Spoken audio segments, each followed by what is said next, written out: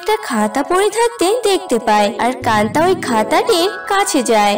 ও মনে মনে ভাবে, আরে এটা তো একটা খাতা, কিন্তু কে এভাবে এটা ফেলে রেখে গেছে?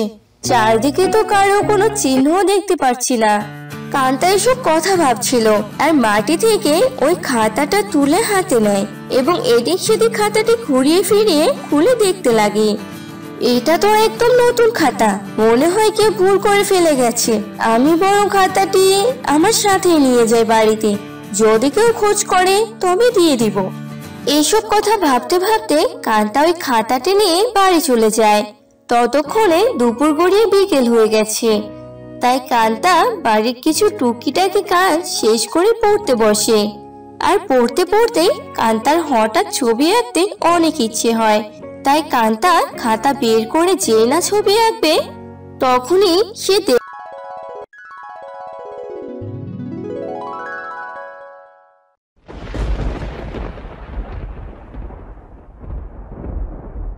একদা এক গ্রামে বাস করত কান্তা তার বাবা ও মায়ের সাথে। কিন্তু এক দুর্ঘটনায় কান্তার বাবা মারা যায়। আর তারপর থেকেই কান্তাকে তার মা কবিতা অনেক কষ্ট করে বড় করে তোলে এবং কান্তাকে পড়াশোনা করাতে থাকে। আর কান্তা পড়াশোনার পাশাপাশি তার মায়ের সাথেও কাজে যেত, কারণ কবিতা অন্যের বাড়িতে কাজ করে তার সংসার ও মেয়ের সমস্ত খরচ চালাতো। মা, আজ কাদের বাড়িতে যাবে তুমি? ওই তো তোর মোহিনী কাকিমাদের বাড়িতে। কেন রে মা? আজ আমার স্কুল নেই তো, তাই আমি তোমার সাথে কাজে যাব। তাহলে তো ভালোই হবে রে মা, আজ মোহিনী দিদিদের বাড়িতে নাকি পুজো আছে, অনেক কাজ আছে। তুই আমার সাথে কাজে গেলে আমার উপকার হবে। হ্যাঁ মা, এমনিতেও আমি বাড়িতে একাই থাকবো, তোমার সাথে থাকলে আমারও ভালো লাগবে। আচ্ছা ঠিক আছে, এখন চল খেয়ে নিবি, আমি খাবার বাড়ছি, তুই হাত মুখ ধুয়ে আয়। মা কবিতার কথা শুনে কান্তা জলদি জলদি পরিষ্কার হয়ে আসে আর দুজনে একসাথে সকালের খাবার খেয়ে নেয়। তারপর কাজের উদ্দেশ্যে বেরিয়ে পড়ে।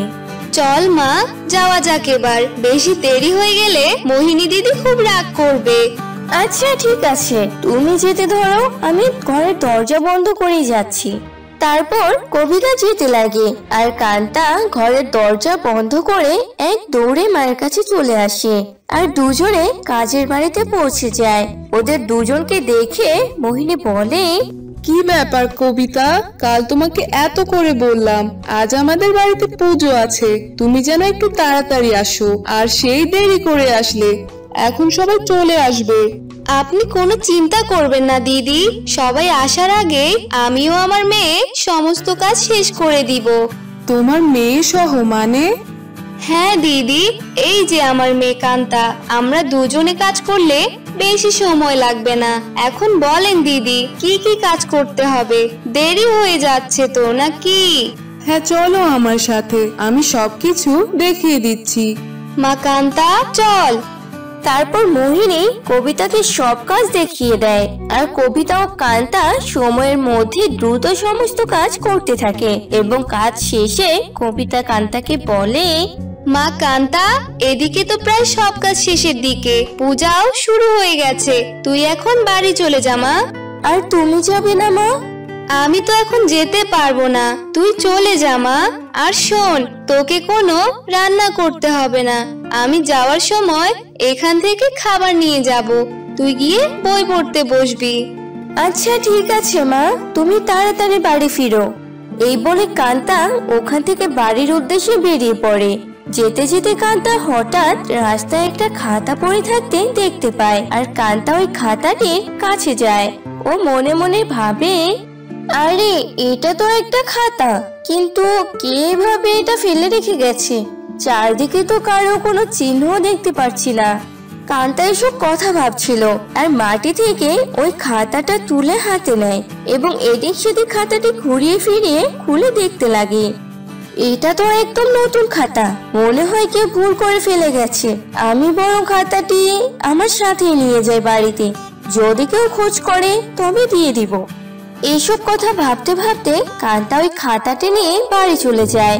ততক্ষণে দুপুর গড়িয়ে বিকেল হয়ে গেছে, তাই কান্তা বাড়ির কিছু টুকিটাকি কাজ শেষ করে পড়তে বসে।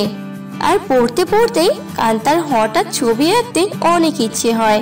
তাই কান্তা খাতা বের করে যে না ছবি আঁকবে, তখনই সে দেখে তার খাতার সমস্ত পেজ শেষ হয়ে গেছে। যা, এখনই খাতার পেজ শেষ হয়ে গেল, এখন কিভাবে ছবি আঁকবো আমি? কান্তার মন অনেক খারাপ হয়ে যায় ছবি আঁকতে পারছে না বলে। তখনই কান্তার কুড়িয়ে পাওয়া ওই খাতাটির কথা মনে পড়ে যায়। আর তৎক্ষণাৎ কান্তা খাতাটি বের করে ছবি আঁকতে শুরু করে। তখন সে ভুলেই যায় ওই খাতাটি অন্যর ছিল। এদিকে কান্তা প্রথমে একটি আপেল, কমলা, কলার ছবি আঁকতে লাগে অনেক মনোযোগ সহকারে। তখনই সেই সময় খাতার উপর থেকে একটি আলো বের হতে লাগে, আর সাথে সাথে খাতার উপরে পেন্সিল দিয়ে আঁকা আপেল, কমলা, কলা বাস্তবে রূপ দেয়। যা দেখে কান্তা অনেক অবাক হয়ে যায়। এটা কি করে হলো?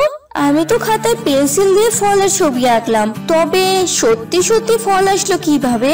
আমি মনে হয় স্বপ্ন দেখছি, আর একবার কিছু এঁকে দেখতে হবে। এই বলে কান্তা আবার ওই খাতাটিতে একটি পাখির ছবি আঁকে। আর পাখিটি তখনই সত্যি পাখি হয়ে আকাশে উড়ে যায়।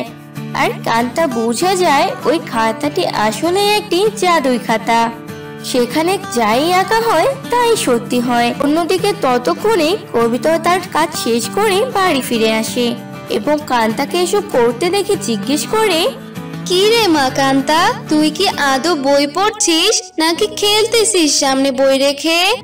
ওহ মা, তুমি এসেছো, আসো দেখে যাও কি অদ্ভুত ঘটনা ঘটেছে। কি হয়েছে? তারপর কান্তা সমস্ত ঘটনা খুলে বলে তার মা কবিতাকে। আর কবিতা এসব শুনে অনেক খুশি হয়ে যায় আর বলে, বাহ, এতে তো মা আমাদের অনেক উপকারী হলো, না চাইতেই অনেক মূল্যবান জিনিস পেয়ে গেছি আমরা। হ্যাঁ মা, এখন আমাদের যা ইচ্ছে হবে এই খাতায় এঁকে চাহিদা পূরণ করব। আচ্ছা ঠিক আছে মা, চল এসব রেখে দে, খেয়ে নিবি, আমি খাবার নিয়ে এসেছি। তারপর কবিতা ও কান্তা রাতের খাবার খেয়ে নেয় আর ঘুমিয়ে পড়ে। আর পরদিন সকালে কবিতা ও কান্তা দুজনে মিলে ওই জাদুই খাতায় বিভিন্ন জিনিস আঁকে। আর তাদের সাথে সাথে পুরো গ্রামের যত গরিব আছে সবাইকে সাহায্য করতে লাগে। এভাবে বেশ অনেক দিন কেটে যায় এবং তারপর থেকে কান্তা তার মা কবিতাকে নিয়ে সুখে জীবন কাটাতে লাগে।